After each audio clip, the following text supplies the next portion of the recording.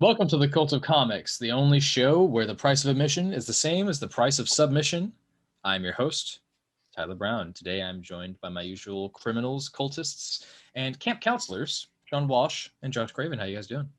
How much what is the cost for submission? You don't talk before me. It's the same cost as the price of admission.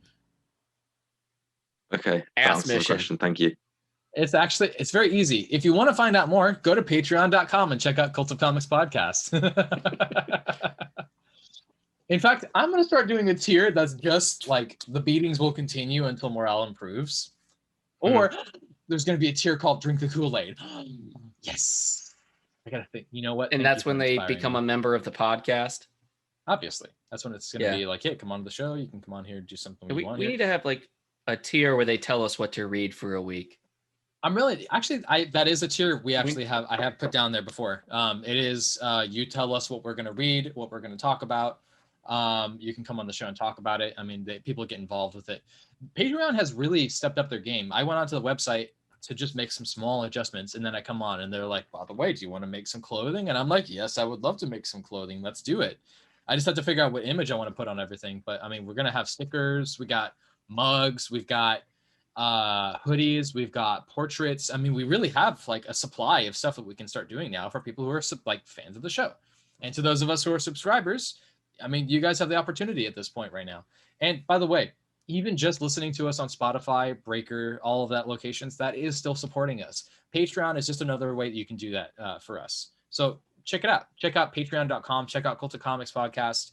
You'll be able to find our stuff and a really awesome selection of stuff just for signing up and supporting us. Let's get straight into books then. Yeah. So this is Sunday, April 18th. This is our book club part of the week, part of the episode. It's been a good week for comics. This is one of the strongest weeks since I started reading, I think. It's a feast. Don't get me wrong. I definitely feel like last week was a feast, your eyes. I feel like last week was stronger, but what was last week? Maybe it was stronger, but this week was more expensive. Yeah, no kidding. I felt last week was very good. It's been a strong few weeks. Yeah, this is why is it always summertime that like some of the best stuff? Look at this. Out, I swear. Look at this. I know. I'm gonna go blind from reading this much. My wife will love me less for having bought this many comics. See, the joke's on you. How much does your wife really love you? Let's talk about that, really. Hey, man, she made me dirt and worms. Is that a sex thing? We don't talk about that on the show, man. Come on. This is a family podcast. I ate it all. That sounds like a Montana mudslide. You know what I'm talking about? Yeah. Yeah. You shit on shit on a shingle? I'll shit on your shingle. It is kind of like a pancake. It's like a pancake? Is it shaped like a pancake? You know, I had an accident. An industrial accident. Was it a schmelting accident? Sure. I love Apparently gold! I'm the only one. All right. Oh, I'm sorry. Do our Austin Powers jokes offend you, Sean? I just don't really know what's happening at this point. Oh, that's right. You're too young for Austin Powers. Yeah. Austin Powers, he's the man for you. Are you drinking alcohol? No. From the bottle? Are we that difficult to talk to? You have to drink vodka from the bottle. Yeah, Sean, we talked about this. We worry about you. You went to the pub last night. How can you drink more right now? Practice. You know what? He's probably just thirsty because of all the pussy he got last night. Yeah. Oh yeah. Hashtag pussy monster. All right. That's hashtag Yoko Ono. Yoko Ono. All right. So what are we talking about first? We want to talk about get straight into Home number 1, written by Julio Anta and art by Anna. Someone help me here. It's okay. I kind of want to watch you struggle. It's kind of fun. Wieszczyk. Wieszczyk. That's what I'm going for. Do you think it's chick? Do you think she's German? Or Polish? Polish. Weiss's chick? Weiss's chick. Say it fast enough and they won't know if you said it right or not. And are by Anna Vazij. Well, we can just say that Sean was drunk. And well, I mean, that's technically true, so I guess that works. Is it technically true? It's all, I mean, it is in all senses of the word, true. So yeah, I think it's pronounced Wieszczyk. That's what I said. Sure, it could have been. So this is a very heavy comic, and it deals with immigration to America from Mexico under the Trump administration. Yep. Okay, this is 2018, 2017. That it was like it's set in. Yeah, well, they printed like the actual printed actual quotes. Yeah, like the actual memo. I haven't read it yet because I ordered it, but you haven't read it yet. Okay, well, the starts with dialogue, or maybe you might call it a narration, but it's literally like the whatever mandate. No, it's definitely a quote. Somebody was reading out about it. I got to Google who it was. You guys keep talking. I'll get on this. God damn it, Josh. Go on, Sean. Come on, Tyler. Take the conversation away. Yeah, please. Leave the conversation to me, the guy who hasn't read it yet. Fuck. Yeah, so the opening sort of scene is this mother and her son, as well as lots of other immigrants, traveling from Guatemala across all kinds of terrain, jumping onto trains, jumping off of trains, just to get to the border to come across to the US. Mm-hmm. And it's really powerful. It really is, because over this you have what Josh mentioned, where you've got the actual quotes about the borders being closed and parents and children being separated. Mm-hmm. And they get to the border. They're not crossing illegally. They're going through all the proper channels to seek asylum. But still, the mother and child are separated. They're left in this big like warehouse room thing with like a fence around it to keep them all in. That sounds like a prison. Yeah, like one of the like a chain link fence. Yeah, it's called the icebox. It's a cage. So that's a real thing. Yeah. Yeah, that's unfortunately a real thing. This is a lot of stuff that one of the reasons why I actually enjoyed being on Twitter was a lot of the conversation that I got to have with people where I got to learn quite a bit. And that was something that was brought up pretty heavily was iceboxes and icebox detention centers. I forget what they called ICE employees who were basically there because they wanted to hunt down people of like darker complexions, but hunts. Yeah. Well, yeah, that, but they gave them as like a specific name. I think they called them like ice hunters or something like that. Some really fucking weird dark name. But they call it the icebox, because of ice, but they also call it because it's cold in there. Oh, okay. Yeah, it's kind of a double meaning sort of thing. Mm-hmm. I'd like that there's actually comics that are dealing with this right now, because I don't necessarily want like strictly political comics all the time 24/7, but I mean, I want people to address what's going on. I mean, I don't want something to just like nobody's talking. Once the announcement about the forced hysterectomies happened, it just went away again. Like nobody was talking about it afterwards. There was very little conversation, and that just breaks my heart, because there should be more people having conversation about this. I'm happy something like this exists. Yeah. Yeah, and it takes a turn at the end because the main child starts developing superpowers. Interesting. I didn't expect that. Okay. I was curious about that because I saw one of the variant covers shows him at a fence, grabbing it with his hands, and he has one hand that's glowing. Mm. And I thought that was just, some artistic license or something.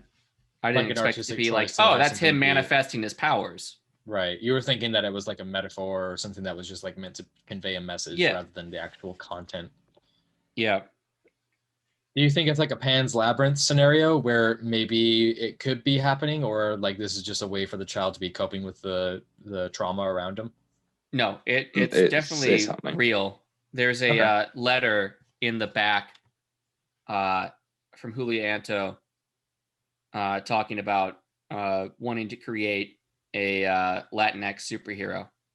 Did he say Latinx? Let me go back through here. Because I was gonna say that seems like some people are Yes. still using that. But that's interesting to me because I've actually heard from Spanish speaking people that they hate Latinx, like that term, Yeah, because it's I not have like heard that. yeah, right. Like I've heard that they've said like, yeah, we don't really like that because it doesn't flow well with like our language, and it feels like Here's a a white. quote. Yeah. At the same time, I was doing a lot of thinking about the lack of Latinx heroes in American comics and representation as a whole. Is that it? It's a long paragraph, but I thought that was Yeah. the important Yeah. part. I guess the thing I was just trying to say was like Latin has been the thing that I've heard, so I'm surprised to hear about that. Okay. I feel like I still hear them say Latinx on NPR, so. Well, that's because white people on NPR are using what they think is the more acceptable term right now. They're trying. No, I mean they are, but I mean it's something about like educating yourself, and sometimes it's just a lack of information. It's not necessarily that they're doing it to be menacing, right? The only reason I know is because I was corrected multiple times, so it's all a learning experience. Yeah. Go ahead. Yeah, I think the art's a little wonky in this issue. It's not bad, but there are a few panels where it really, like faces, body shapes, hands. Anytime that they aren't really close up, the characters almost look, chibi. You almost look chibified. Chibi, yeah. Like, here, I'll find a good one. Probably near the start where they're, trying to get off the, it doesn't come through very well. Yeah, well, I think that's probably because, when you have that smaller panel, I mean, you're trying to just like convey the image. Everything just kind of feels like it's been squished a little bit. Yeah. I see that with some of the champion stuff going on in the comics as well. Yeah, I see exactly what you mean. It's an interesting choice. All right. I mean, I'm looking forward to picking it up still. Is it still a pretty good story? Yeah. Really well written, really powerful. So the first half of the book, the mother and son are together, but it's right at the middle of the story that they are broken up. They're split apart and their paths separate. So the second half of the book is following them on, their separate paths. Okay. I think we're going to see a lot more of that the rest of the comic. I mean, it's only a 5-issue limited series. I'm gonna commit to it. So I'm looking forward to it. It's no more than $20. Yeah, exactly. For an interesting story that's got something to say. I also didn't read this following one, but I know that you were interested in this, Josh, because it's Jules Verne, right? Yeah. Hold on one second. Yeah, Jules Verne's Lighthouse #1, written by David Hine and art by Brian Haberlin. David Hine. Where do I know that guy from? He created War Machine and Hulkbuster. Wow. So he's an old comics writer. All right. Yeah. Okay. He definitely likes machines. He's done a few signings at my local shop as well. Okay. Is he What else English? has he done? I don't know. Most likely. Hang on. He's Googled, also, and yes, he is. he did a series at Image last year or the year before called Sonata. If anyone read that. I've heard of it, but I never actually had the chance to sit down and read it. What was that one about? I don't know. I never read it. It's another one of those Clash of Two Worlds stories, basically. Oh, okay. Yeah. We've got a great wraparound cover right here. I really like it. Okay. I think it's a pretty good story. Who published this? This is adapted Image from Jules Verne's The Lighthouse at the End of the World, It was an unfinished book by him. It was published after he died. His son basically finished up the novel for him. Mm-hmm. So this is from around the year 1900, 1903, I think. Okay. And Funny how so we're this is- talking about this and we were talking about Silmarillion being finished by Tolkien's son on the previous Yeah. Oh episode. yeah. Yeah, they were going through his stuff. This is like one of 3 or 4 books that were published after he died. Okay. And a lot of people say, Jules Verne is about, he focuses on sci-fi stuff, but that's really just a tool that he used. He didn't really say that his books were sci-fi, is what I'm reading. He thought it was more about traveling and the adventure. Okay. So in The Lighthouse at the End of the World, it's a lighthouse basically on the Cape of whatever in Argentina, the southern tip of South America. Okay. They build a lighthouse to guide ships in. And so all the characters in it are basically adapted from that book. You get a character in the book, they make it into this. This is a far future adaptation, which I really enjoy this type of genre where they take something and adapt it either to present day or to far in the future. Distant future. So Treasure Planet from Disney. Yep. Treasure Planet is like the first thing I thought of. I was just trying to create a list of those. You got like Easy A with Emma Stone. That was the Scarlet Letter. Yeah. You've got 10 Things I Hate About You, which was Taming of the Shrew. Yeah. What did you say? You said Cruel Intentions, which was Dangerous Liaisons. Right. That's French as well. A lot of I know Count of Monte Cristo has been adapted to modern day, as well as there's like an anime far future adaptation. Yeah, but I mean, it's hard to. I don't know. The book in itself, I think, is decent enough that it's not that hard to translate. Now to that time, it's a story of revenge and the poisons of revenge, but also the benefits. There's a lot that goes along with that story, but I just don't. Sometimes it's really fun to do that, but it's a really big risk. I mean, sometimes it really doesn't pay off. I, Robot was really well done. I thought that the way that was handled was awesome. Sometimes it works, sometimes it doesn't. I'm glad to hear you're enjoying this though. Yeah. So instead of being at the end of the world, this is basically at like the end of the known universe. They're basically a way station for ships just passing through, avoiding wormholes. Okay. Okay. That's actually kind of cool. We basically have, the crew is very small. You've got, 3 humans, a robot, and some kind of pig dude. He looks like one of the Jabba the Hutt's employees. So this is already starting to sound like a Douglas Adams story, which is interesting. Yes, the robot is kind of like what's the name of the robot in I should know this. Fuck. You just read this. I just read it. I know it's played by Warwick Davis, I think. No, he's acted as Warwick Davis, but he's played by Alan Rickman. Right. Okay. My bad.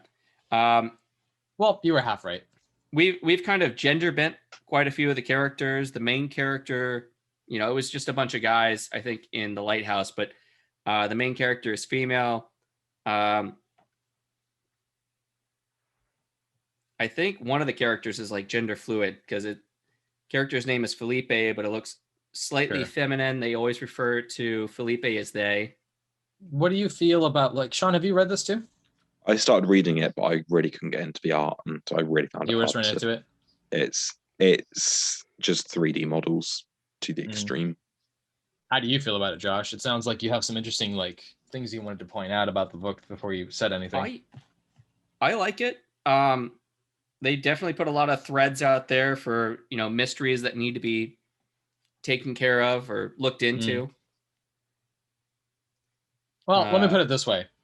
If you were to compare it to some of your favorite stories that have been written in comic format, would you say that it stands next to that with a certain degree, or do you just like it for what it is at this point? I like it for what it is. I mean, it's not the best thing I've ever read, but it's definitely a lot better than some other ones. Okay. It's a little better than middle of the road. Okay. Yeah.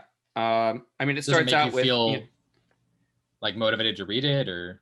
yeah, no, I'm definitely in for this. This is only Okay, cool. 5 or 6 issues. Like I said, every character has. They basically discover that every character has some secrets. You know, they're not just some boring, lighthouse attendants. I guess the thing about stuff like this is that it's interesting to see an author now create something and then try to build off of something that's already been made like that, because the story is there. All you have to do is just figure out a way to transcribe it and tell it in a new way, or make it interesting, or keep it interesting. That's the thing that makes it the storytelling experience enjoyable, especially when it comes to something that's an adaptation in a way. So I don't think it's exactly 3D models. This looks a little better than 3D. I can't get into stuff like that, though. That's the problem for me, is like when I try to see an artist who's done that. I see that maybe they do the 3D models, but it looks like they've put a lot more work into it than some other stuff. The lighting is maybe a little weird. The backgrounds as well, and like the first couple of pages when you see the space station in space, it just looks like it was done in Google SketchUp. Yeah, probably. Who knows? But I like the story. Like I said, I like how they, take something, adapt it, make it a little different, a lot different. Sure. No, go ahead.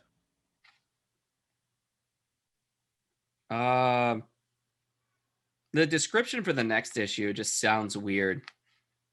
Like, I don't know why they decided to focus on this as like, here's what happens next issue. The main character's name is Vasquez. When Vasquez runs out of her medication, her nanny bot Moses comes up with a new prescription. Now she has to contend with mood swings and side effects, as well as a horde of murderous space pirates. This could turn out to be a very bad day. This is some weird choices. You're not for this selling comic. me on this. Yeah, that's interesting. Well, that's unfortunate. Yeah. Well, especially let me put it this way: if somebody were to put one of my favorite, The Neverending Story, one of my favorite books as a kid, into a comic format and then change a bunch of stuff around, I'd probably feel like very mixed things, right? It's just weird. All right, we can move on. Should we go to Spider-Man Spider Shadow? Yep, so Spider-Man Spider Shadow #1 by Chip Zdarsky and Pasqual Ferry. So you were the one who loved this, so take it away. Whoa, hang on a second. Did you not read it? I read it. Okay, Josh. Okay. Yeah, this is my pick of the week. I loved this. I loved this way more than I thought I was going to, because I was kind of conflicted with how Chip Zdarsky had ended his life story of Spider-Man run. Because I plan on reading that at some point, so don't spoil it. the biggest thing that I can say about that is that Chip Zdarsky, I love his writing, but I feel like when I read that, I was surprised to see how, I guess, kind of depressing it was in a lot of ways. And I just didn't really expect that from, maybe that's my own fault, but I didn't expect that from a Spider-Man story in a lot of ways. But he very much was true to the unique history and story of Spider-Man, and it kind of makes you reevaluate how how the comics have been over the last 60 years. This feels different in a lot of ways. I don't know. I'm just excited about this. For one thing, I'm excited about the fact that it's a what if story. That, if you didn't notice, in the top right corner it says what if, and that seems to be their new. I love. There was an afterword by Chip Zdarsky, where he said this is leading to this is leading to a new wave of what if series. Like, so instead of just one single issue, we're getting what if 6-issue minis of stuff like this. Yeah. Which is exactly what I want, baby. So do you think Chip Zdarsky is heading up all of this? Like, he's taking over as like showrunner for all of this? Or do you think he's just like, hey, we need you to write about this as the start of What If? It would be surprising to me if they didn't take advantage of this, because they should be trying to make, that should be their focus, in the same way that Black Label or Elseworlds or whatever is going on with DC. That should be hand in hand all of the time, because that's a unique subscriber that you can have right there, where they don't want to have the main universe stuff and all they get is the what if stuff and the Elseworld stuff. Yeah, that's they it. take the classics. There are people like that. Yeah, exactly. They take the classics and say, here's what happened differently. You know what? And this falls exactly into what we were just talking about with repackaging the old and into making it somewhat new. I can see why you guys had some criticisms with this art, but I liked it a lot. I think it was. I didn't have any. Did I criticize the art? Yes. This is like. This looks like some classic Spider-Man stuff. Like, it's very similar to the '90s TV show. I could see that.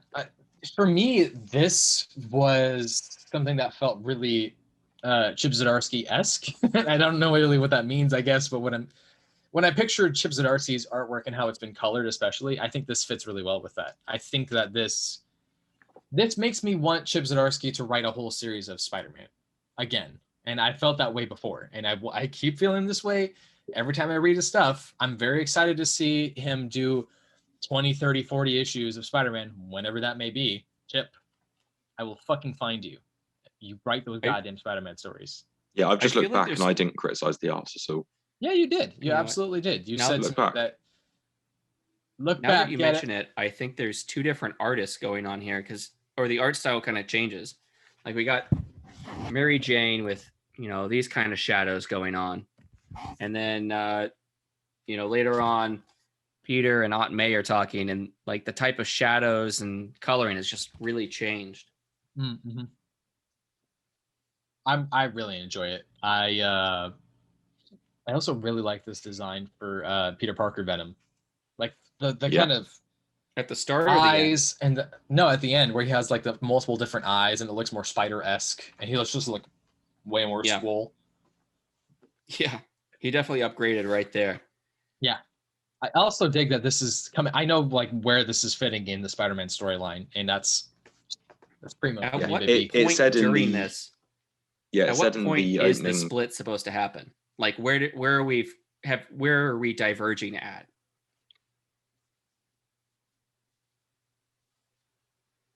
Are you asking me? Sean seems like he was talking. Yeah. It says on like the credits page, the story takes place around Spider-Man 258. But me, as someone who hasn't read the actual original Venom storyline, like at what kind of page does it seem like, here is where he would have split himself from Venom? So there's a couple different points where that's changed quite a little bit. The interactions with Reed Richards was somewhat same.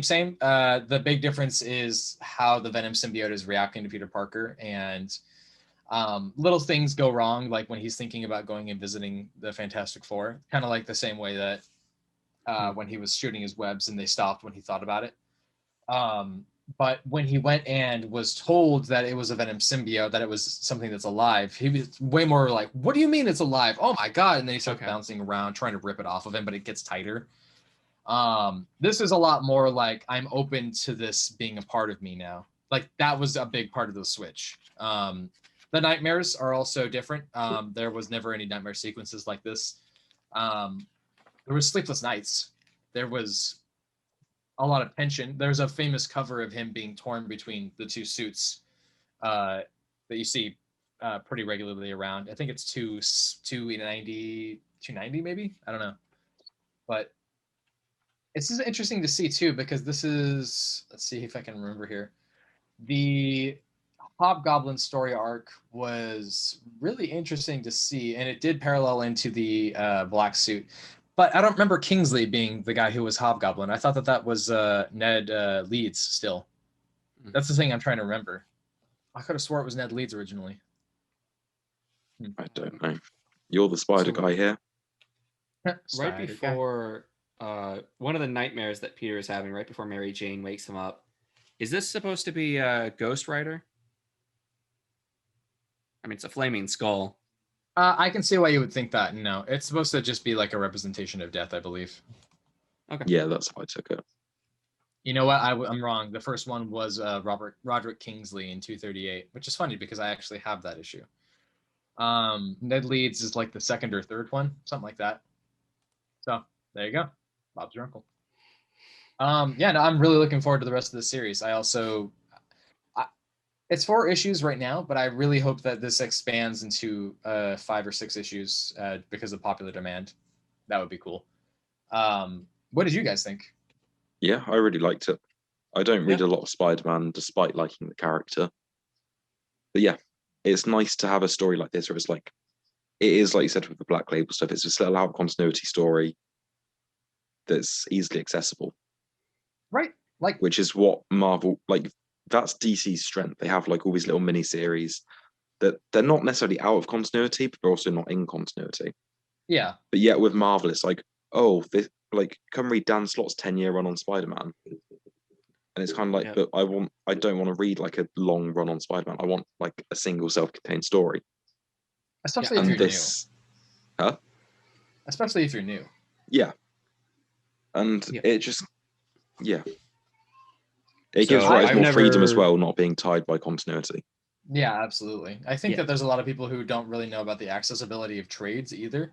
You know, when they get into it, I mean, I'm sure if you go to a library or if you actually read a book, like, you're probably going to know that there's going to be trades out there, but it's not something that's easily discussed. Most of the time, people are thinking that you could just like I had a neighbor just ask me recently, like, hey, do you have any old issues of Batman that I could read sometime? And I'm like, no, unfortunately, I don't have thousands of dollars that I can just of product that I can just let you read. And she's like, wait, what? And she had like no idea.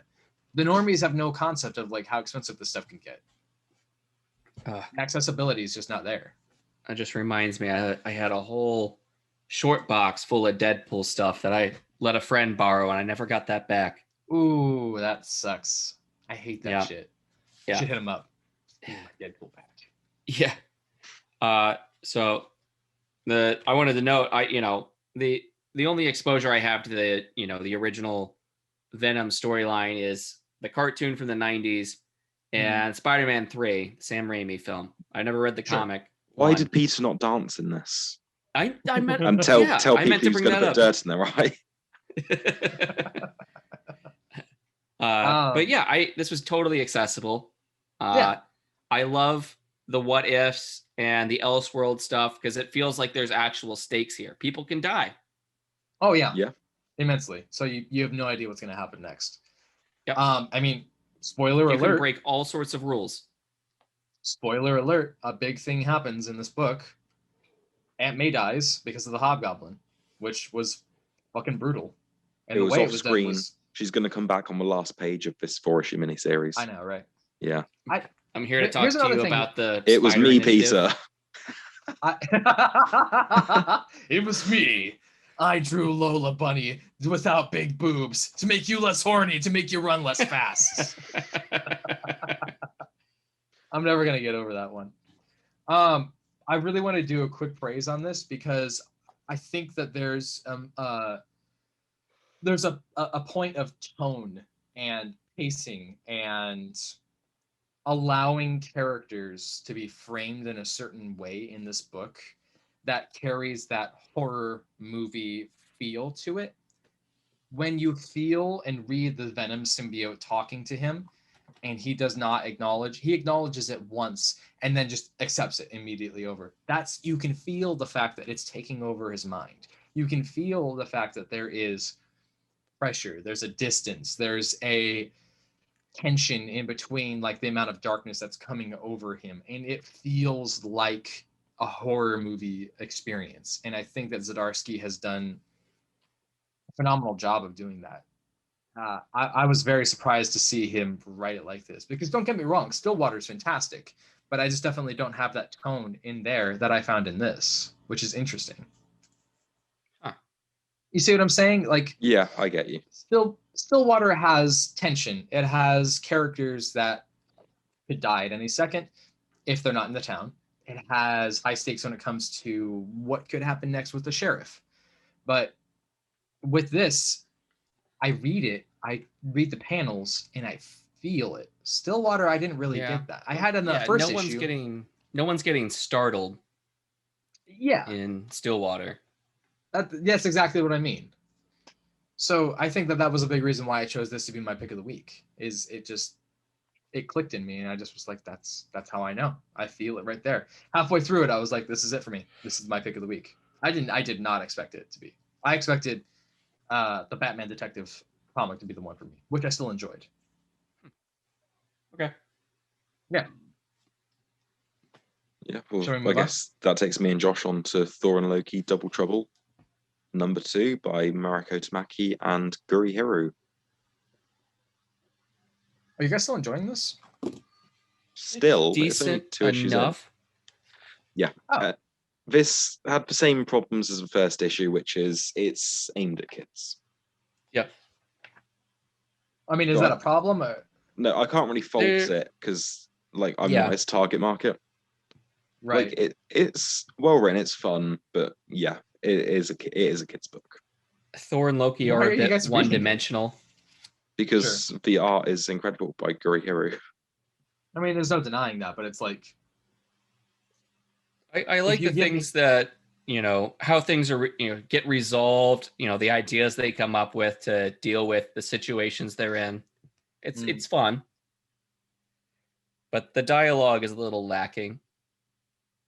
okay. Yeah, mean, time, It's Mariko Tamaki. I mean, they're very talented writers. So I mean, I'm not just I'm a little surprised by that, but they kind of lean in on, like very basic Thor and Loki stuff. Thor gets mad at Loki and Loki's like, "Oh, you can't blame me for any of this." He says that 3 times in this issue, I think. I take no blame. It's interesting to see when an artist, a creator, tries to edit their writing style to fit a different type of target audience and market, right? yeah. Like Clive Barker did a series of kids books, and the entire time I'm like, this guy has written some of the most sexual stuff I've ever read in a book, and I cannot get over that.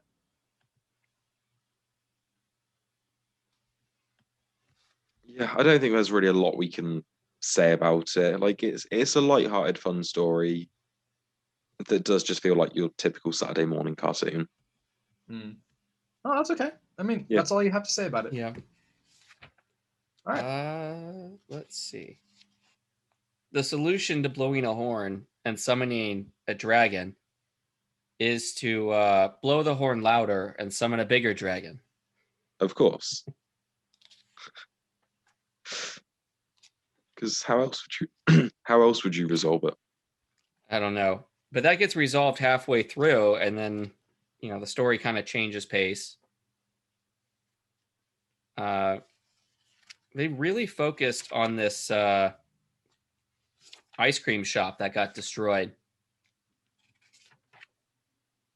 So during the battle, and a bunch of places get destroyed, but they keep going back to the ice cream shop. It's mostly for a joke. Oh yeah, but I was Odin's favorite stall. Yeah, but I was looking at the you can see the ice cream cone with the 3 3 scoops on it. I was thinking like, okay, like maybe they're trying to do like a metaphor here, like, it's just the 3 flavors like for Neapolitan, but a little different. But you got the, Thor scoop, you got the Loki scoop, and you got some other scoop here. I was like, okay, well, when is a third character going to come in on this? Is one of them Odin? Because the top scoop's yellow and he's wearing golden armor. Well, I figured Loki's kind of aesthetic. I mean, is green. Sure. Thor's got, he's wearing black, but he's got the blonde hair. I don't know. I didn't really think about Odin being the person, but in the, advertisement for issue 3. Yeah. And Pink's obviously the woman. Girls. Yeah.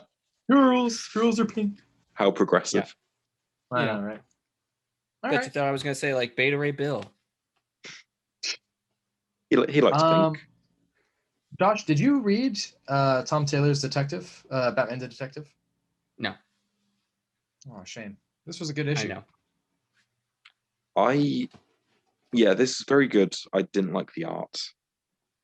Batman the Detective #1 by Tom Taylor and Adam Kubert. Thank you. I like Adam Kubert. Kubert? Is it Adam or Andy? Andy Kubert. Adam is his dad, maybe. My bad. Andy. You got to go to school, man. Yeah. Kubert I like his School art. of Learning How to Draw Comics. Yeah. Why didn't you Take your time. Cut this part out. Sorry. Why did you? I'm actually not tired. I don't know why I yawned.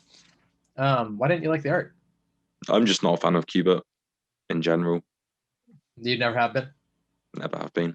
Everything he's worked on, like he did some Grant Morrison Batman stuff. He's done. Oh yeah, that's all I picture when I see Kubert doing Batman anything now. It's just like, oh, Yeah. this is a Morrison book, and now I can't get out of that. He loves the trench coat look, doesn't he? I mean, can you blame him? It looks cool. It does look cool.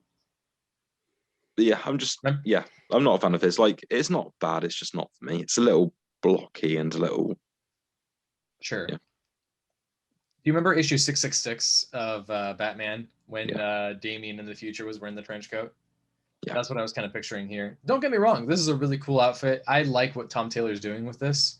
This is another one of those moments where I'm like, Tom Taylor gets these characters and I like it. He really does. He really does. And I would not say that Tom Taylor is on the level of like Tom King necessarily, where Tom King can take 6 to 12 will give issues. you some existential crisis with this character and really delve into mental health. But when it comes to the accuracy and the heart of these characters, Taylor does it best. Yeah.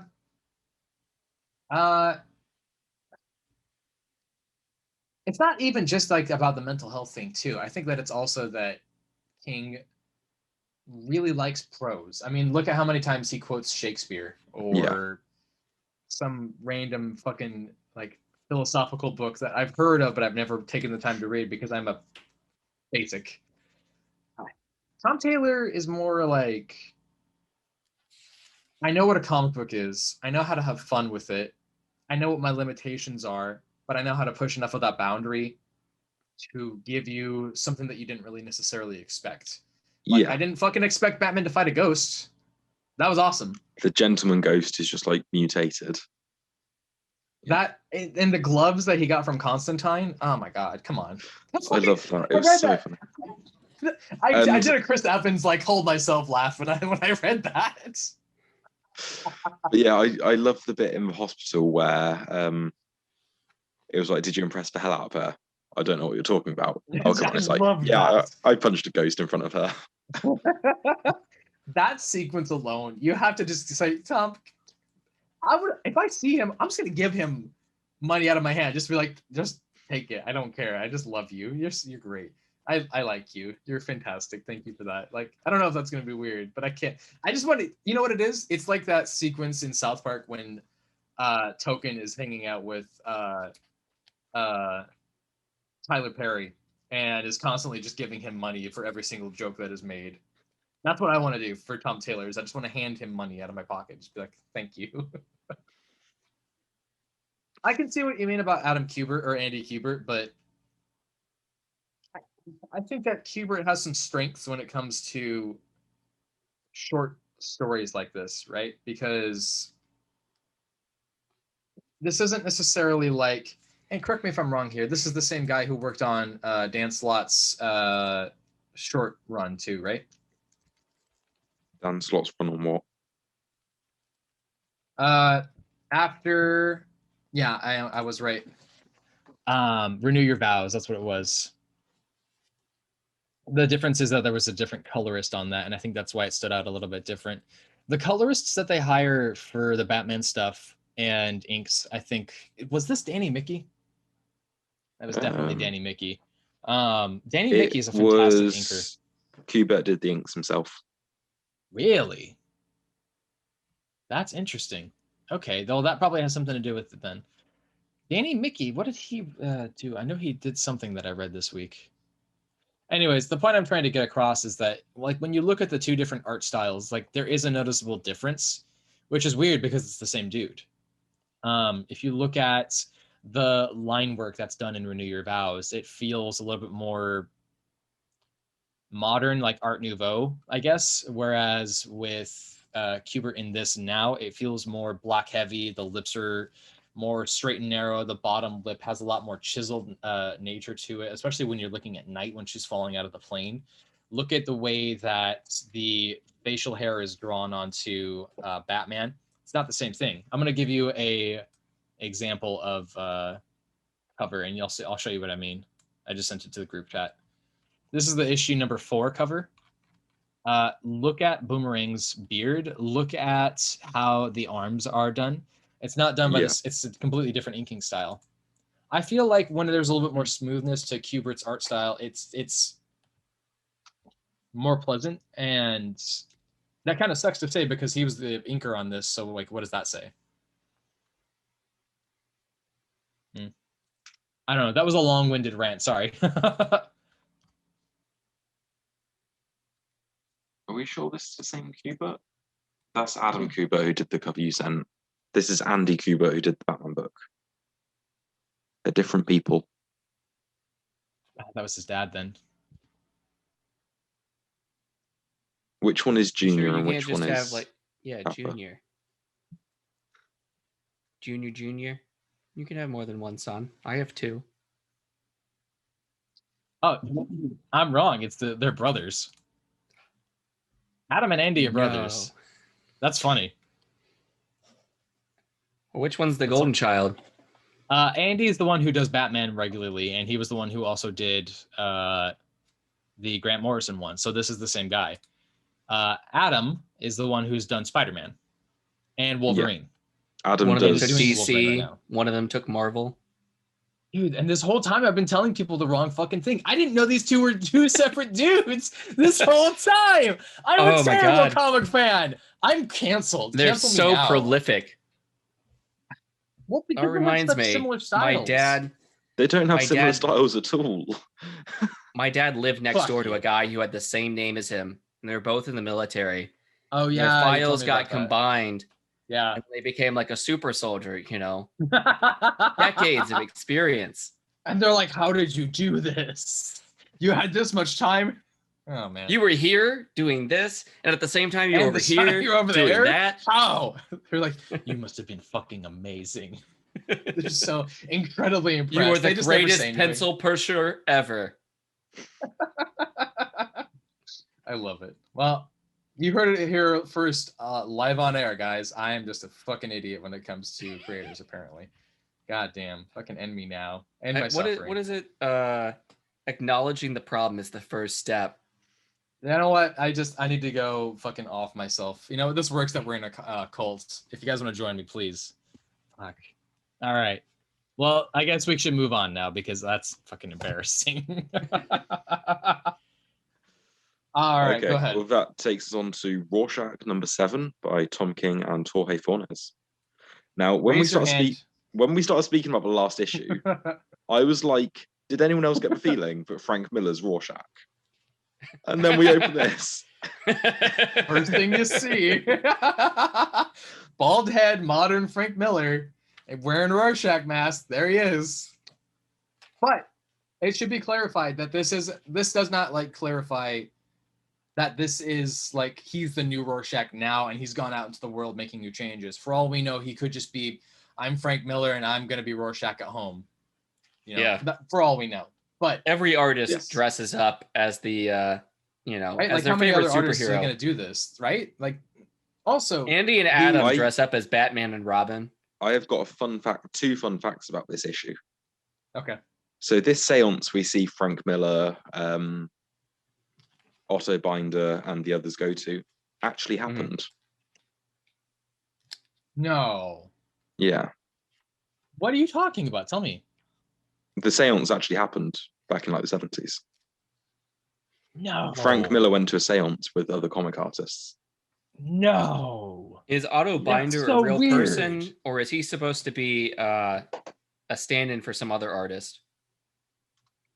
I think can't he's real. believe that. Yeah, Otto Binder was real Okay. comic What artist. did he do? He died in 1974. Amazing Well, what stories. comic? That's what he did. He did Amazing. the Supergirl movie, by the way. He did some action. He did like a lot of the typical action comics, detective comics, Superboy, Superman, adventure comics, all that kind of thing. He also did some Fawcett comics. He did a little bit of Captain America at Marvel. Oh wow, he did Fawcett comics with Captain Marvel at one point. Damn, that's old stuff. Lots of publications, man. That's a shame what happened with them. Mm. I want to call this Okay, out really and- quick. Really quick. The Amazing Fantasy 15 cover reference. Thank you. Because Oh, Steve Ditko, yes. come on. Oh, Yes. the attention to detail on this Ah, is so good. Where I they got hate- the style of the printing and it's just slightly offset. They put Mhm. the signature right here. mhm. It's so much detail. Really My quick. I second just fun fact go ahead. about this issue: Frank Miller wrote his own dialogue. No, he did not. He did. No. Ah. You think you'd get a call out in the credits or something? I Yeah, love that. Tom King said it in a interview on a podcast. I fucking love that. I love that. Which one, Josh? Which one is it? It's probably their The dad. original. Yeah. Dave? Joe? Joe? Andy? Jerry? Tommy? Gary? Anyway, this issue. Jerry. Okay. Really, I just because I shouldn't love all of the references to Amazing Fantasy 15 that ever come out because there's a fucking million of them. But I love every single one of them that comes Can out. I just and I say, hate that I do. forget about the Amazing Fantasy cover for a second. Can we talk about the pirate version of the famous Dark Knight Returns image Oh my Yes. god. for the Dark Fife. Five Returns? Dark 5. But yeah, Frank Miller's All of house, he's that. got a massive painting on his wall of Yeah. Dark Five with the lightning strike behind it. Yep. Oh, I that was gotta- a painting. I thought that was like his TV. He was like in the middle of watching his movie. No, it was like a big long stretch of painting. I see that it really- now. Yeah. I actually thought that this was in some ways like being really critical of Frank Miller, and I was like, I wonder how Frank Miller's gonna feel about this. But now knowing that he wrote that makes so much more fucking sense considering how bitter he is as a person. Yeah. In a world where superheroes exist, they just kept going with pirate adventures. I found it really interesting the way it addressed Frank Miller's own trauma with 9/11 and replaced it into the Watchmen world. I have goosebumps now that you've said that to me, and I am so excited. Yeah, because Frank Miller literally had his office window looked out at the Twin Towers, and he saw the planes hit them. Yeah. Okay, well, I'm gonna And call yeah, the episode. and Good. in I need to go this- outside and like touch some grass. And in this, he was there when the squid came to. When the squid happened. Fuck, man, this is Yeah. you. My mind is right now. Like I'm fucking falling to pieces in my own head. I don't wish- like it when comics get meta sometimes, but this is fucking great. Yeah. Or they, the work with write what you know, use what you know kind Well, of thing. Frank Miller They- has said before that like he feels like it's hard to be honest and stuff like this, but pouring yourself out, and I love it when writers throw around the word truth, when it comes to their writing. And like, what does that even mean? Like, how much truth can you pour into a Batman? But apparently you can, and that's interesting to see. Just makes you think, I guess. Makes you think about like what you can create when you like look at yourself and then look at what you can put down on paper. I don't know. Yeah. I kind of wish that we would have been able to see the static noise change. As we see Meyerson listen to it over and over again Sure. as he ages. I had a hard time with the tape sequence because the noise didn't translate to me at all. Like I actually kind of just skimmed through it, but I was trying to force myself to read it like how they must be hearing it, but I had no ability to do so whatsoever. All I could do is just try to imagine, hey, what are these guys like hear? What are they hearing? What are they thinking in response to this? That's all I could really do. Outside of that, it didn't do all that much for me. I feel No, bad I about agree. that. Yeah. Like, this is interesting. This issue is interesting. The facts that you've told me are fascinating. That small sequence is the only thing about it that I found hard. Like, that's it.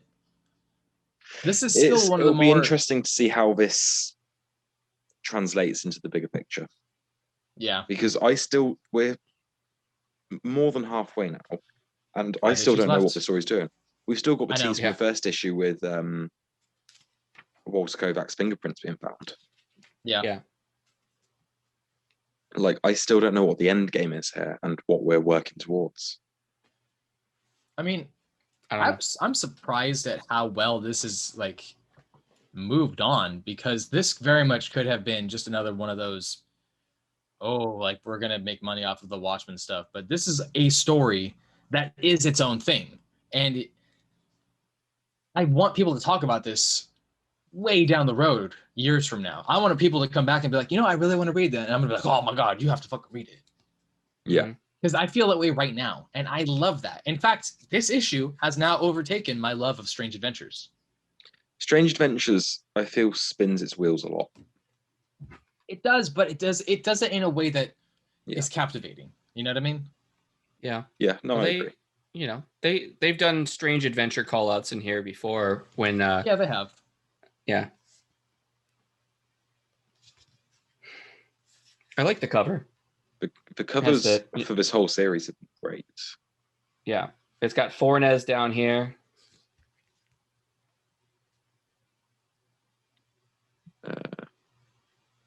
And King is... I don't see it. Oh, that'll be Fornes' signature, won't it? Yeah. I don't know if 037 means anything. I don't know.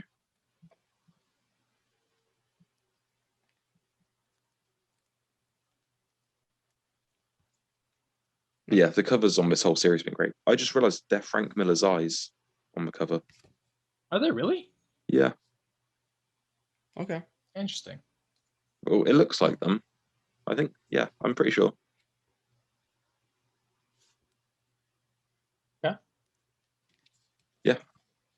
Okay. Well, I guess that leads us on to Joker #2 by James Tynion IV and Guillem March. This is that whole March. Like, this feels like what you had said before. Like, this is like a very powerful week for a lot of the creators here, and this is no exception to that. This was a great sequel. Joker is, based on the 2 issues so far, this is quite possibly the best in continuity Batman story I've ever read. Okay. With how it's going right now, I don't know if I necessarily disagree, but damn, it's damn like, good. Batman's had a lot of strong out of continuity stuff. It's had a lot of strong in continuity stuff, but like the way this is addressing continuity, and it addressed the New 52 hair color thing. It addressed a controversial moment from the most recent Batgirl run. Yeah, it's addressing them all and making sense of them and making them work with continuity. It's addressing the Oracle spine issue with the implant. How much time that might be? Who knows? They did that in Arrow, guys. You just had to ruin my excitement for this issue, didn't you, Josh? Why are you the way that you are? Every time every time I get excited about something fun and interesting, you ruin it. I mean, like, Arrow was just aping, the Oracle story. So it literally was, because they even came up with a nickname, like a alias for him. They were like Oracle, and Oliver was like, "It's already taken." Yeah. Okay. I didn't really care for the bookend pages, the first 3 and the last 3 pages. Interesting. The last page got me very excited. Oh, yeah, for the Court of Owls. I told you this guy looks like he could be like Talon, this big hulking guy. Is he going to be Bane, who's been brought back to life by the Court of Owls to be a Talon? I don't know, but I was on the money with the Court of Owls, calling her out like that. Yeah, you were. It's interesting to see Lady Bane in this. The speculators have already jumped on this and tried to like push it on eBay. My shop was only allowing 1 issue per customer for this issue. Has Lady Bane not been done before? Every issue Tynion releases with a new character sells out. Okay, so this family down in, what was it, Texas? Yeah, what the fuck? Is this, they talk about the guy taking the fall. So this was the guy that the story that Jim Gordon was telling in the first issue. That guy belongs to this family. Yeah. The guy that was like flaying the Yeah, lady. I didn't think of that, but you're right. You know what's weird about that is my immediate first thought was Texas Chainsaw Massacre because it takes place in Texas and they're cannibals. Yeah. Am I wrong? Like, are these characters that we know of that have like existed before? I thought maybe the third one was Professor Pig, but I don't. Oh, Just yeah, because that's what I he's was a thinking butcher. too. But he's got like a little chef's hat, and it doesn't look like him. I'm gonna say they're new characters. They're the Sampson family. There be new characters then. We don't know anything about Billy Sampson. That's not a character. Name doesn't stand out to me. None of these characters seem like they're familiar to me whatsoever. Like, I at least acknowledge that the new Court of Owls lady, Cressida, is something that's going to be building towards the Court of Owls. I'm okay with that. This facility making a new Lady Bane, cool. I almost expect the Cannibal Texas family, though, to be someone that has come from previous comics. So I was kind of thrown off. Yeah. Yeah, this was such a good issue. The plot is moving forward at a fast pace. Yeah. I wouldn't say it's going necessarily fast. Not I too would say fast, it's going. but it's introducing a lot of moving pieces. Well, they've kind of, upped the stakes because it's not just Jim Gordon going Yeah. after the Joker. Now we've got 3 parties involved because he's basically working for the Court of Owls, unless the Court of Owls sends somebody else. Tynion said recently in an interview that he has a 3-year plan for Batman and Joker. How long has he been on now? God damn. Well, he's done 2 issues of Joker. But I think this is going to be. I think 3 years from now, because he's going to have them running parallel to each other. Well, you remember what happened when Cates said that he was going to be on Venom for years, and only ended up being like 3 years. So. Yeah, but I mean, don't get me wrong. Cates did a great job, but yeah, well, Tynion's definitely selling well enough to have that longevity. It's just up to him whether he stays there. You know what's weird is I got my shot hours ago, and I'm only now feeling like the soreness in my arm. Mm-hmm. That's weird. You go take some Tylenol. Nah, I've had worse pain. I probably don't need Tylenol for this. It's just uncomfortable. Have we met this Desmond guy before? Who was Desmond? Which one? Desmond was the weird Hitler-looking guy with the scarred face, burnt-off face. Oh, that guy. He owns the Los Polos Hermanos chicken shop in Albuquerque. How could I forget? Los Polos Hermanos. Can't believe they recast him with a white guy, though. Controversial. Very controversial for them. But progress. You got to make progress. What's his name again? Desmond? It just says Desmond. Whatever the name. I don't think they said the name of the syndicate. The network. A series of luxury getaway spots hidden around the world. Is he in This looks like a new Maltese? character. I don't think I've ever seen this character. I don't recognize him. Yeah. It has to be. He's in Belize right now, isn't he? Oh, is it Belize? Sure. Yeah, you're right. I love this face that the Joker's making right here. It's just such a weird choice. The Joker artwork is like some of the worst in the book, I think. It just seems like his artwork suits like the dark shadows and stuff, and then when it's like bright, sunny Belize, it just looks a bit, I don't know. Huh. But yeah, I'm loving this. The backup was okay. Oh yeah, and they tied it into Batgirl 50. Did they? Well, yeah, with the confrontation between Gordon and Oracle talking about. Oh, right, that one, yeah. Yeah. Yeah, she Barbara was basically like, so you were fucking with me, back at the end of that issue when you're like, oh, I'm gonna hold Oracle accountable. Yeah, and he admitted that he was lashing out about that. This is the thing that I you were forgot just it was talking this about. issue. I thought it was issue 1 where this happened, but him just coming out with knowing who Barbara was or who Oracle was. Power move. How fucking great was that? Yeah. When he said, "I can't help but smile," I started smiling so hard. So good. Tynion, man, what the fuck? He's so good. He's so good. If I ever see him in person again, I am going to just give him money. I am, man. I really am. I'm just gonna be like, look, dude, thank you. Like, fucking sign my ass. Do something. Let's go. You're bad with money, aren't you? Well, yeah. You're like, I just bought a second Xbox. I spent like $1,000 on Magic the Gathering. If I ever meet these people, I'm just going to give them money. Yes. You don't need to announce it to the whole class. I actually did not expect to enjoy this. I actually was so hesitant about getting another Joker book, but this is so fucking good. I was hesitant until they announced it was a Jim Gordon book masquerading as Joker book, and I was like, "You son of a bitch, I'm in."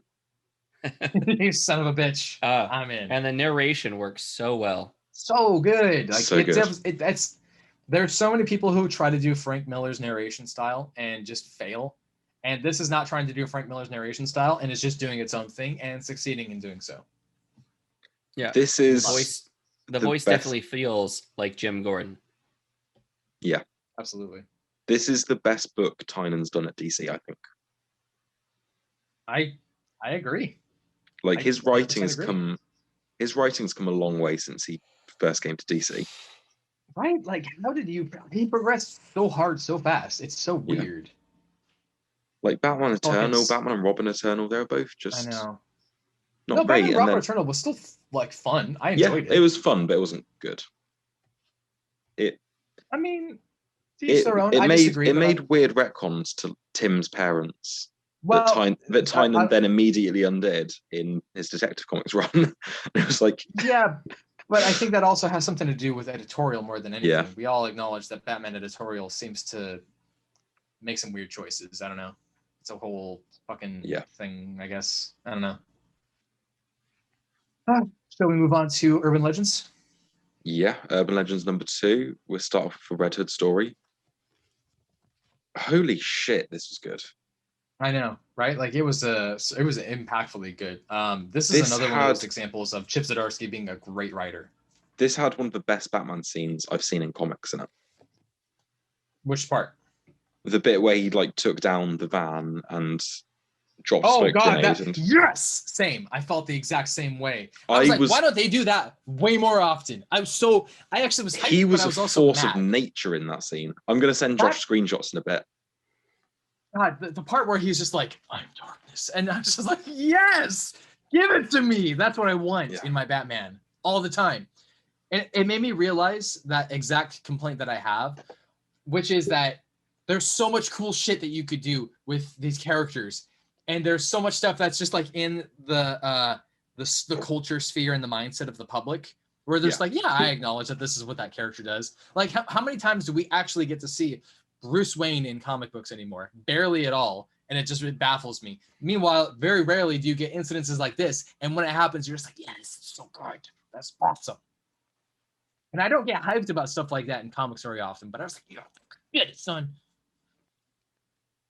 No, that scene, I was literally grinning while reading it because it was so good. It was. And I can't personally say, holy shit, Batman is my guy. Like, I have a big collection of it, but I can't ever say that. This is one of those moments where I'm like, yeah, he's my fucking boy, yeah. And as well, like the emotional core of the story of Red Hood was still so good. Like, Chip Zdarsky is such a great writer. I love even the art style of the flashback sequences. Yeah. I dug it. Man. We're 2 issues into this, and it's made Jason a character I care about already. Mm-hmm. Agreed. Also, go to the page 2 pages after he pushed the guy down the stairs. Okay, why? Because the way Batman is standing, he looks like Michael Keaton. Ooh. I will okay. send a screenshot of that. Just his Okay. pose and the way the shadows on his face. The cowl just looks like Keaton suit. Let me see if I can find it. Send it to you. Yeah, take your time. What did you think about the end of this issue's part of that story when they were fighting? I really liked it, and then the kid gets involved, and it's just, damn. Emotional. Telling an emotional Red Hood story. Who would have thought? Oh, shit. Yeah, you know what? I totally see it. Yeah, that is Keaton. Ah, I absolutely Yeah. see it. Yeah, no, that's a good call out. Man, this is such a good... I'm enjoying this so much.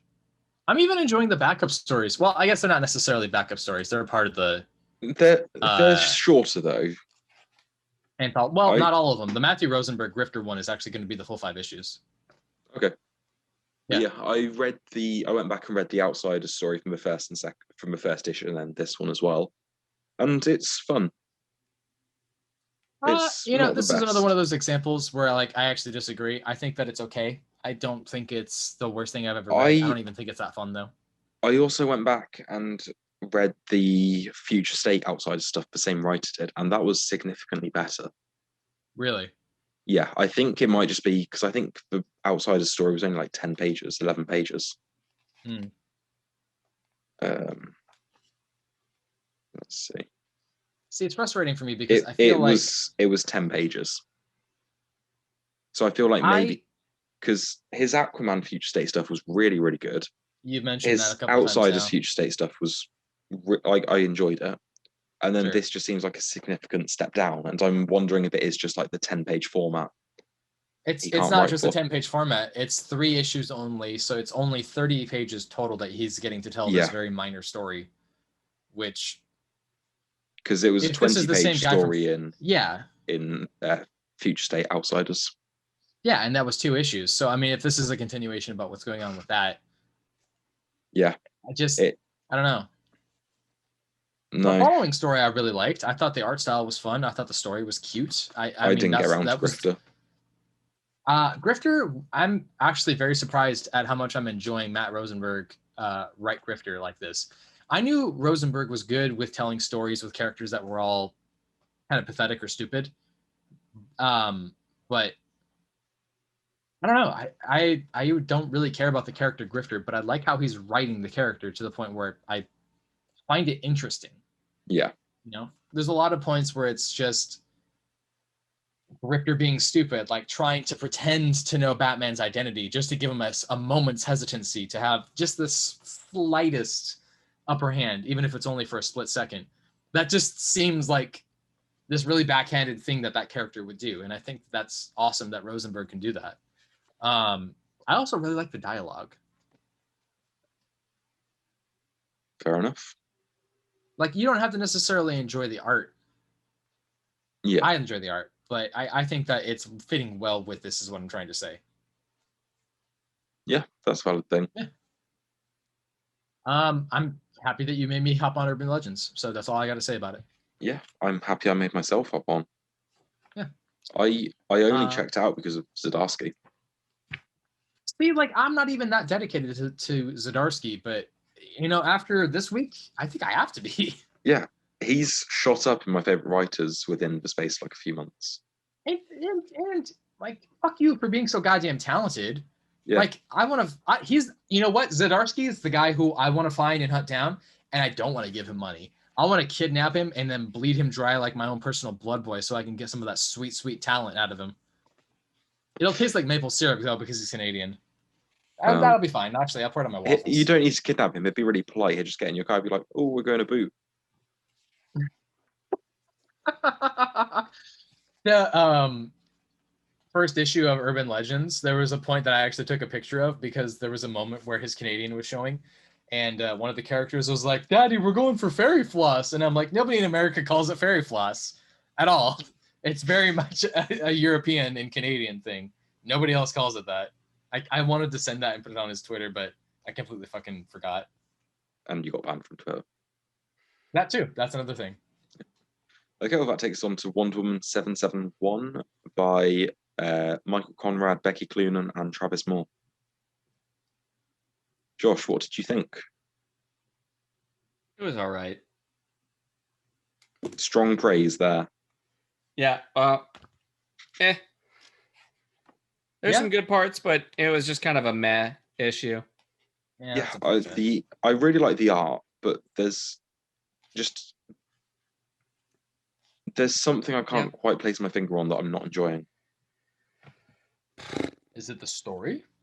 Is it how it's being told? I don't know, because I'm enjoying the story and I'm enjoying how it's being told. But I don't know. I'm enjoying it enough to carry on, but there is just a strange feeling while I'm reading it. Okay. Yes, this issue we just get more of her sort of exploring this Asgard world, trying to get information to help her find the people that are disappearing on the battlefield. Because the last issue ended with her friend disappearing. I think I'm spending a lot of the issue just waiting for like the other shoe to drop, because it's like, oh, okay, well, Ratatosk is probably trying to fuck her over in some way. Quite possibly. And it seems like that at the end of the issue from the dialogue of the Nidhogg, but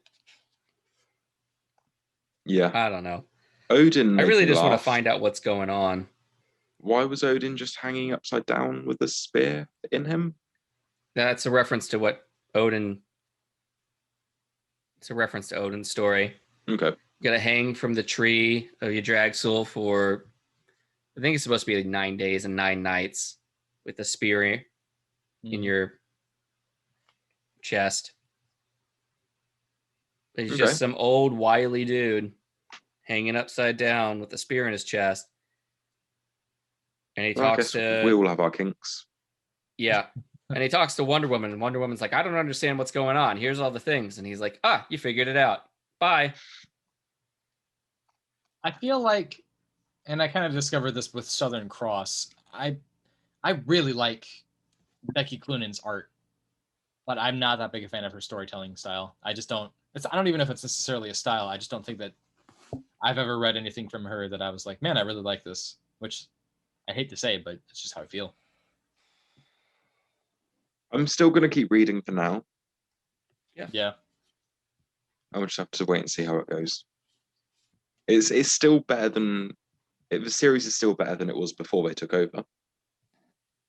It's just surprising, again, because like the creative team, you think... It feels like when I see people hop on Hulk, there has been so many great creators who hopped on there and then they did stuff with it that was just like mediocre or lukewarm at best. Like Mark Waid's stuff with Indestructible Hulk. I wanted to like way more than I did. And no, Tamaki was taken off of... She said that she had more plans and she was taken off the book. So that's why her run sort of ended so suddenly and felt so rushed. I wonder what happened. I wonder if there was just like, maybe they wanted to hop somebody else on, get some new blood. They were doing the Infinite Frontier shake-up and moved her around. DC doing that. It's tiresome. All right. Why would Dr. Psycho, Dr. Sisko know anything, have any information? Yeah, that was weird. He showed up there and he's like, oh, shit. It's his safe space, but, he's making all the enchanted weapons for people. But why would he know anything? Forge. Yeah. Why would he know anything about, Nidhogg has the key. Go talk to that thing.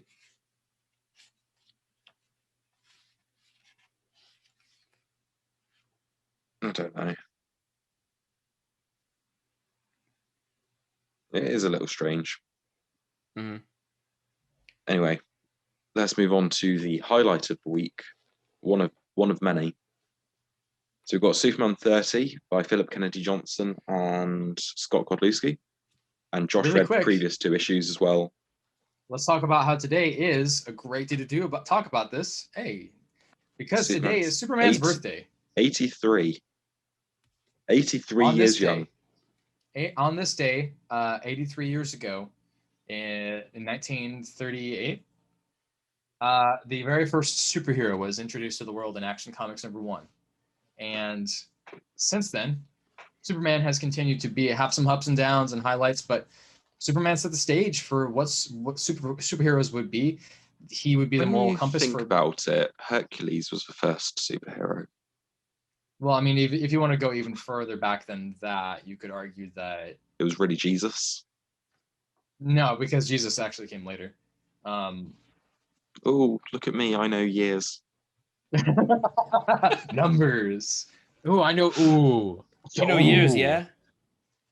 So, what did you think about this? Because I actually got really emotional with this book. Josh, how did you find? Let's do Superman 29 and Action 1029 first. What did you think of those? The Golden Age. The Golden Age. They're all right. I think that is John narrating in this one, the first one, and then Superman is narrating in the second. Maybe I don't remember. I just read these, in the past couple of hours. I'm pretty sure Superman is narrating in 1029. Mm-hmm. But I thought maybe John was narrating in the first one, but I might have been wrong about that.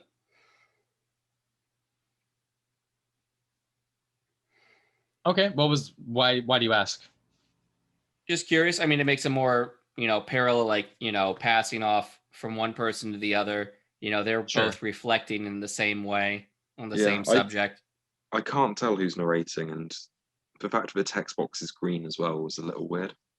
Yeah, they're both green. I kind of felt like John was narrating the first one, but I definitely know that Superman's doing the second one.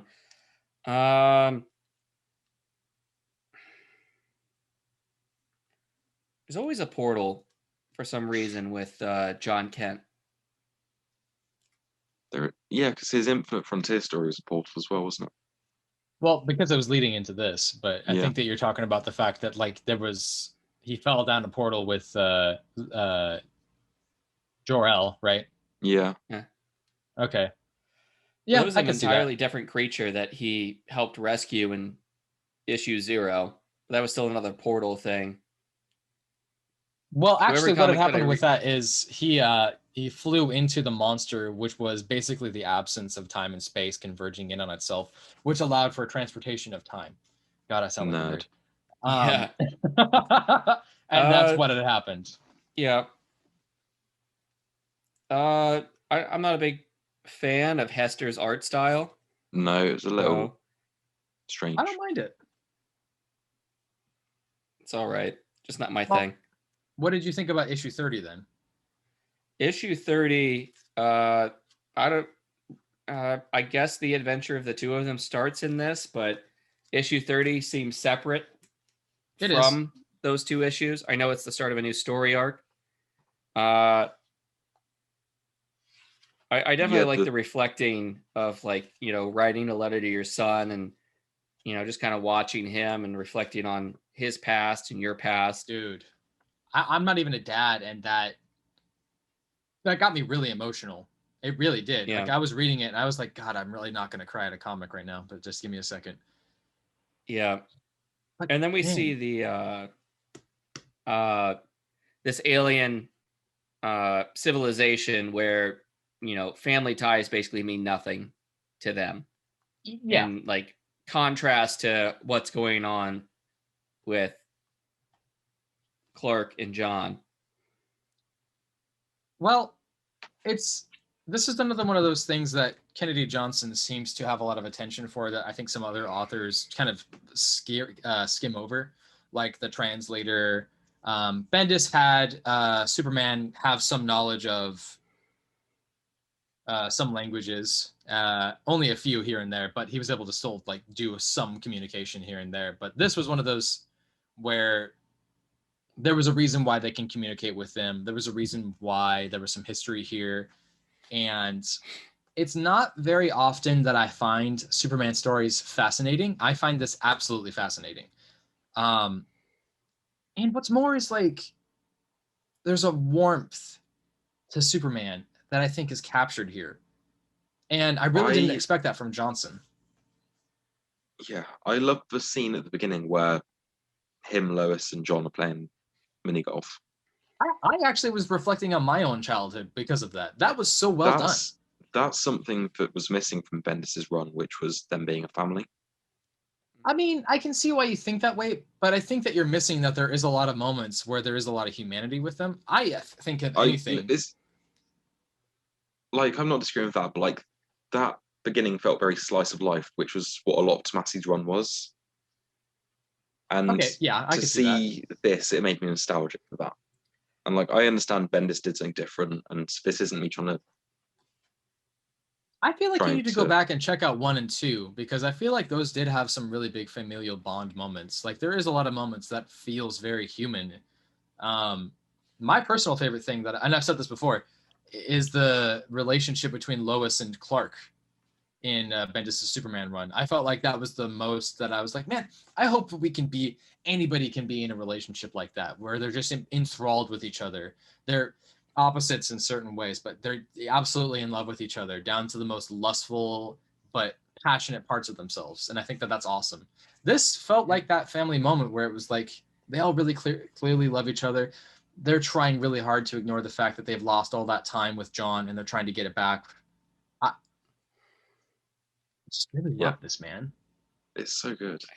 I don't think they couldn't. I don't know how to vocalize this. Like, it's hard to figure out what age Lois is. Like, she could be, 30-something adult, Clark's wife. But she also looks like she could just be like an older sister. Like she could just be, in her late teens almost. I think she's supposed to be 35, 36. No, I'm sorry. They're both like 40. Okay. But it's kind of like, okay, this character could be a very wide age range. Yeah. Yeah. The art in this issue is my biggest complaint. I'm not really a fan of Godlewski. I don't mind it. I think that here it does really well with the aliens, but yeah, the aliens look good, but the humans just look. The rule that you find with a lot of comics like Batman and Superman is that there isn't as much risk taking for different art styles. They want to fit within that mold of a very clean, crisp comic book art style. And I think taking that risk and having new art styles is going to be something that pays off in their benefit because Marvel had that same thing. And now look at all the artists that they have. Yeah. It's just you look at the Future State issues where we had Mikhail Yanin doing his beautiful pages and then to go to this. Yeah. I don't know. Batman gets all the hot talent and Superman doesn't get any. I agree. And I don't like that because I think that they are really this is a great book and I'm happy that it's getting the attention it deserves with this amazing author on it right now. And I mean, I think that Godlewski is not your typical artist, but I think that I'm really honestly interested to see what's going to happen in the future with it because he strikes me as the kind of artist that understands detail. And I think that that really pays off in the future. I think that if you look at Lionel Francis Yu, that early stuff is rough. But look how much he has changed over time. Yeah. Artists grow, and I've learned to not be as judgmental about artists. No, I agree. You know what I mean? Like, I'm trying to give them a little bit more of a chance because my first impression is going to be wrong because I don't have the eye for it. I know that. There's people who work in this industry who see people and they're like, I know exactly what you're going to be like 10 years from now. You're hired. That's what they do. That's what their job is. And I feel like that's what I'm seeing here. Maybe this is not something that we're like used to now, but I guarantee you a couple years down the road, something about his style is going to change and you're going to be like, what happened? This is awesome. I'm in love. I hope so. I hope so too. Yeah. The big thing I want to know from Josh is, Josh, you actually have a big collection of Superman collections, of Superman in your collection. Considering that you haven't really read a whole lot of modern Superman, and now you're hopping onto this, like I want to know what your thoughts are, what your feelings are. I think the jury's still out on this. Really? Yeah. These two issues remind me of when they restarted Superman in the early 2000s. Mm-hmm. The art style at least kind of reminds me of that. And I wasn't into that too much at the time. I mean, this is all right to reflecting on, being a parent That's fine. Mm-hmm. This issue, I'm just kind of a little confused by the story. I think the adventure that John and Clark are on is, I think they're doing a good job starting off with this. But I don't really know where it's going or what's going to happen. Okay. I think I kind of want to wait to see how the this arc plays out. Okay. Yeah. Well, I mean, I'm gonna keep reading it because this is continued to show me that this is a very thought-filled, emotional, heart-wrenching, heart-filled storyline that I'm interested to see build, because Johnson, man, what a fucking guy. And I actually expected you to be a little bit more hyped about this because of The Last God. Yeah. All right. Well, I don't know just yet. It's okay. I mean, you have your right to your opinion. I guess I'm just saying that I was hoping for you to be a little bit more excited. Yeah. Okay. It's just Not not, so worse. grabbing me like The Last God. Definitely a lot of stuff in the last few pages to really think about, but I'm just not there yet. All right. So, Sean, when should we kick Josh off? Now. Okay, that's fine. Yeah. All right. Well, it's been fun, man. Later, bitches. All right. You can't fire me. I quit. Is there anything else we wanted to add about this book? Just it's perfect. I really liked it. Yeah. Do we know when the story that they're referencing where Superman teamed I don't up think with it's a real thing that I've seen before. Okay. Yeah, because typically what they have is they have those little boxes that say, go back and read it issues. Yeah, I didn't see any of that. So yeah, I wasn't that. sure. So it seems like another one of those, like, let's build some more of the, off-panel backdrop of the universe stuff. And I think it's Johnson doing like his Last God kind of world building with this like new race and that kind of thing. Yeah. So, all right. Anyone want to do any shout outs? I have one shout out that I would like to do. That's also going to be another Chip Zdarsky book. Black Hammer Visions by Chip Zdarsky. Another one-shot individual story tying itself into the Black Hammer universe, this time focusing on Abraham Slam, who is the Captain America Batman version of this universe. Powerless superhero who decides one day, I'm really good at boxing, I'm going to go fight crime. And I really liked this. This surprised me because, again, Chip Zdarsky wrote a story that I was not anticipating being so into, and it had a focus on humanity and growing up and dealing with masculinity that I did not anticipate whatsoever. I really mean it when I say this, and I said this before you told me that they were making it into a show. I think that this is something that everybody should be checking out, whether you like superheroes or not. And Black Hammer Visions is a really easily accessible way of checking out this universe without it leading into the main story, without feeling like you missed out on a whole bunch of stuff. It's easy. Black Hammer is something I keep intending to get around to. Just it hasn't happened yet. It will happen one day. It is one of those choices where I regret not buying an issue number 1 when it first came out, because when I bought it later it was $40, and now it keeps going up in price.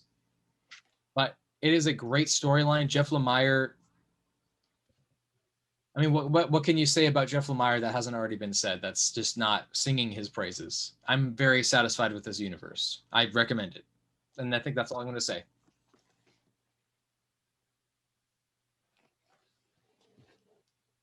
What else was in your thick stack, Josh? All right. We'll do Maestro. War and Pax.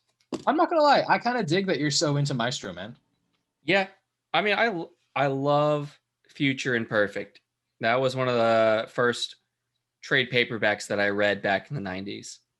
Okay. That was one that was good to read over and over again. And I thought, I mean, it's Peter David. Peter David's doing this. I know. Yeah, no, I mean, he cares about this universe. It's his creation, so it makes sense. Yeah. Javier Pena. He brought in the Pantheon, which he also created. Right. We've got. Can you still hear me? Yeah. Okay. Sorry, I had a little weird thing happening with my headphones. We've got Doctor Doom here that they're setting up for like the final confrontation. Doctor Doom's like, "Oh, I traveled to the future to build my own world. It's easier. Trying something different." The Hulk faces off against the Pantheon. Continues. Not really much to say other than that. That finishes, oh, Maestro's strong. He can kill anybody he wants.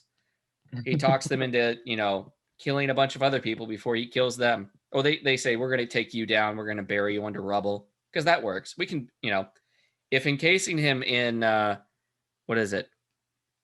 Duranium.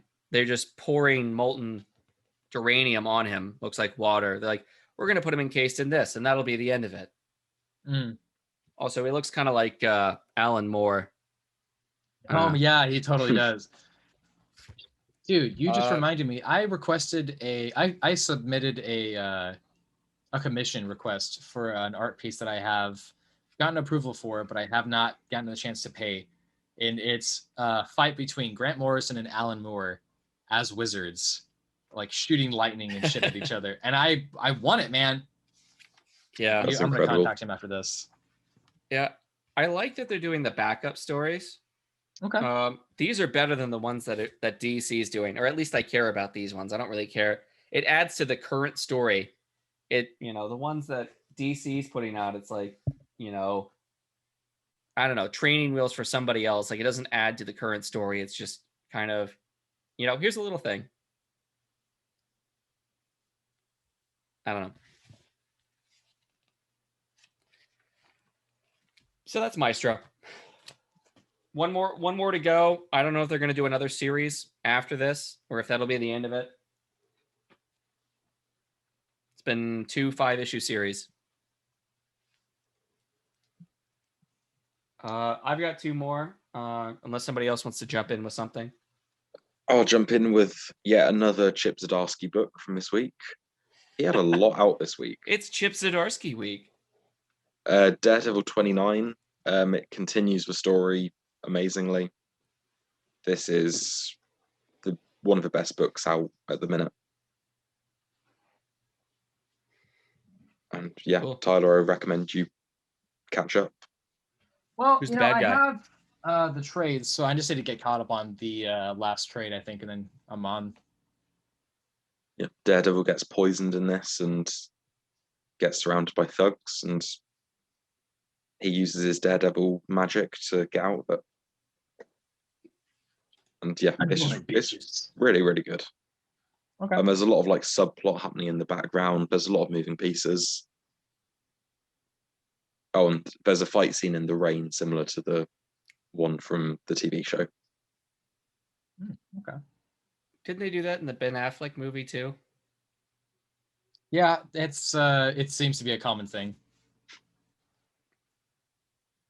Way back in the day, Ben Affleck did a Daredevil movie. Lies. Lies. Poor Ben Affleck, because he actually probably is like a big fan of that stuff. I don't know. It's just funny. And then he got the shit under the stick with the Snyder Cut stuff.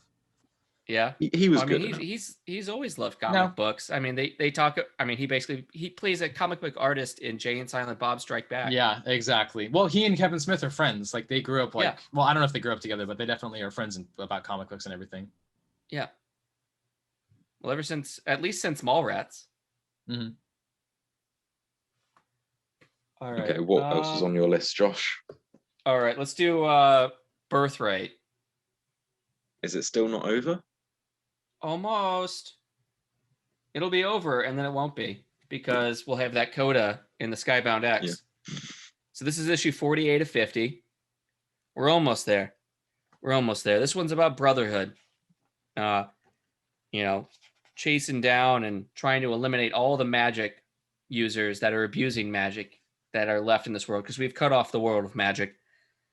And they did something unexpected for me, at least. And they went back to a character from like issue 5 or 6 that we never saw again. They went back and revisited that character for a few pages. It's pretty interesting. It's like, oh my God, I had forgotten about that character. But they don't. They keep track of all this stuff. And then they go to Japan. The entire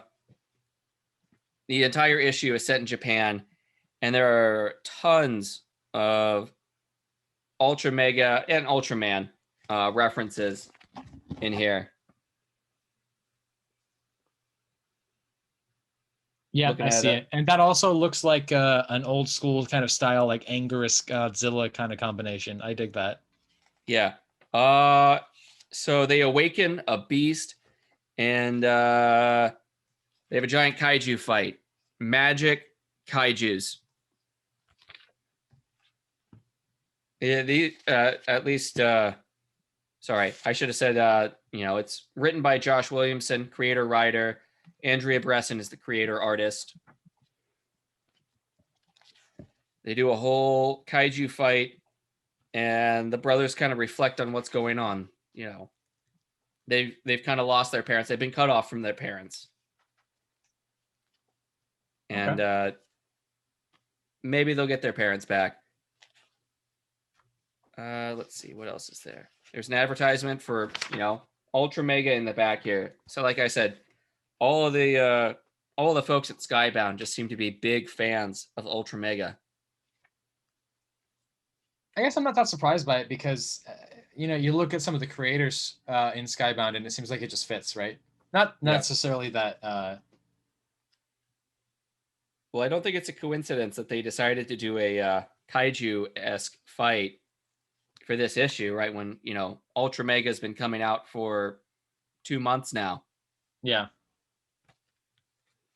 Have you checked out Ultra Mega yet, man? No.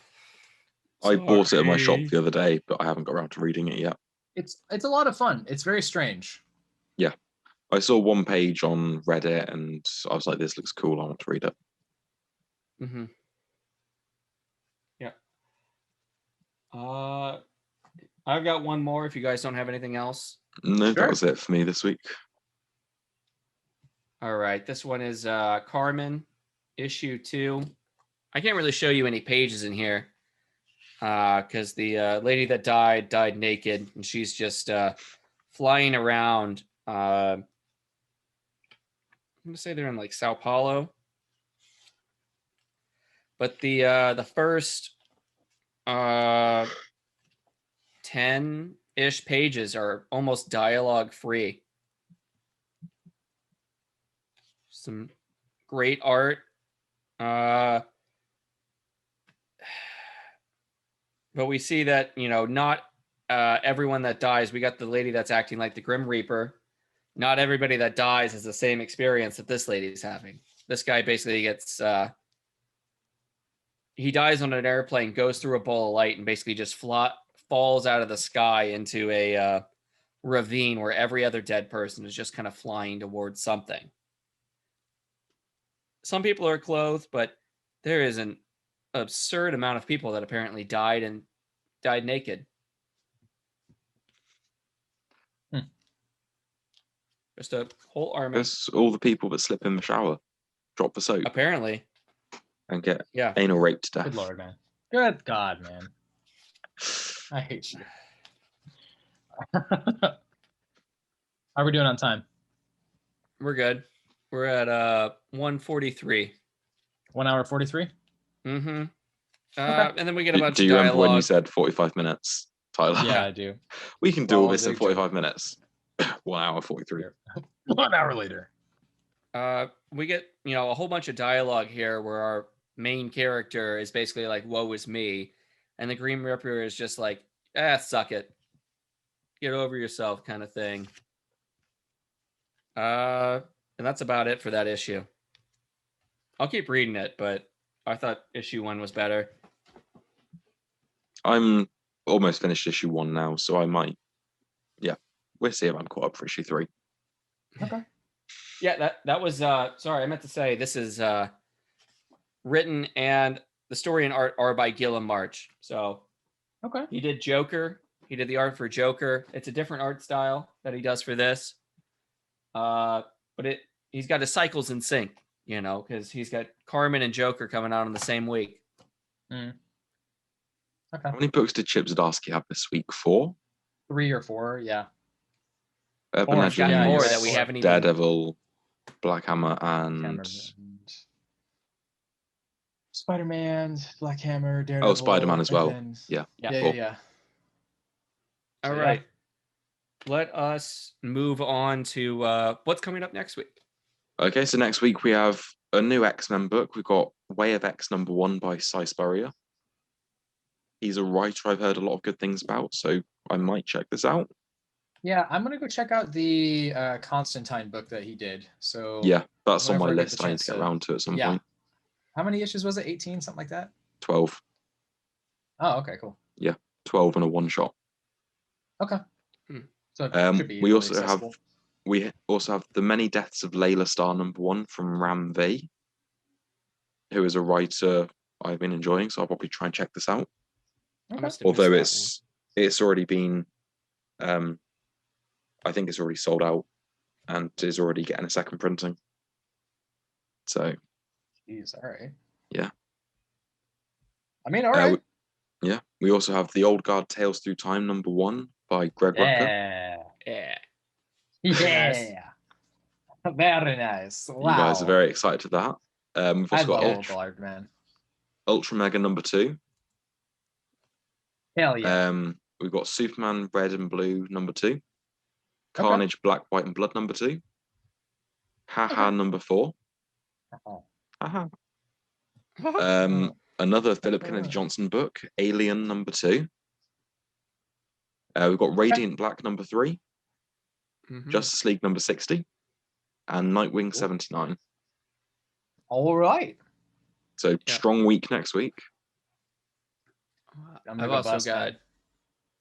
also got Post Americana #5 For the final Steve issue. Brochi. It says 5 of 6 for this one, but then issue 6 says 6 of 7. Issue 7 will say 7 of 8. We'll see, because later this week, any day now, we should be getting the solicitations for July.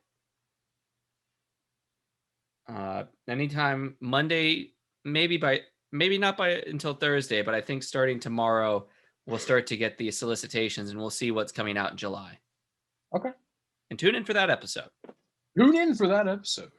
Yeah. All right. I want to take this second before we log off here to say thank you to Sean Walsh, because Sean has been in charge of putting out the videos on YouTube, putting out the titles, putting out the information on there, and then taking the audio from that and putting it onto the podcast format. So I just wanted to say thank you, Sean, because you're actually doing quite a bit of work here, and I just wanted some recognition for that moment. So thank you. Absolutely. The one viewer who made it to this part of the episode is very thankful for information. Or the person that accidentally jumped forward all the way to the end. Yeah. All right. Well, on that note, I think that we're going to sign off. This has been our book club segment for Cult of Comics podcast. It's been Sunday, April 18th. It's been a nice sunny day to read indoors and talk with friends about some of the best funny books you could read. You can find us on YouTube. You can find us on Spotify, Google Podcasts, Apple Podcasts, all the Pocket Cast podcast locations, and that's distributed thanks to Anchor.fm. If you go to Anchor.fm or Patreon.com, you can donate to us and do monthly subscriptions or donations, depending on what you get. With Patreon, you get some benefits. You get added bonus content, behind the scenes of what's going on, monthly Ask Me Anythings, and now exclusive new clothing content and mugs that you can start seeing very soon. Thank you for Anchor.fm for supporting us and distributing all of our podcasts, and for being the easiest way to get started making a podcast. I'm no longer on any of the social medias except for TikTok, which is Tyler Brown is here. You can find Sean Walsh at Sean Walsh. Sean Walsh is not Welsh. How dare you? Yep, I'm still not banned from Twitter. You can find me at Sean Walsh 747. Well, and I don't call for public figures' deaths like you do, so of course I'm not. I didn't call for his public death. I just said you practically plunged the knife yourself. Fuck, man! It's just you're making comments about Blood Boys every episode, and that whatever. It doesn't. Queenie's sleeping alone tonight because of you. No, she won't. She has fresh blood boys. Don't you hear about the QAnon conspiracies she doesn't anymore? Sleep with the blood boys. That's not what I He's heard. having I to heard spoon one of those skeleton models you have hanging in your science classrooms. I heard. Jesus Christ. Because it's the only thing as frail as him. Oh, Phillip. Feels just like the him. times, feels just like the old days. On that note, I think that we're going to call it good here. Thank you for watching. Thank you for listening. All hail. Stay safe out there. Go get your shot. I just got mine today. I feel a little sore, but that's about the only side effect. Oh, and I bought a bunch of Microsoft products, but that's besides the point. So, anything else you guys wanted to say? Thank you for listening, guys. Have an awesome rest of your day. Stay safe. Stay healthy. All hail. Praise.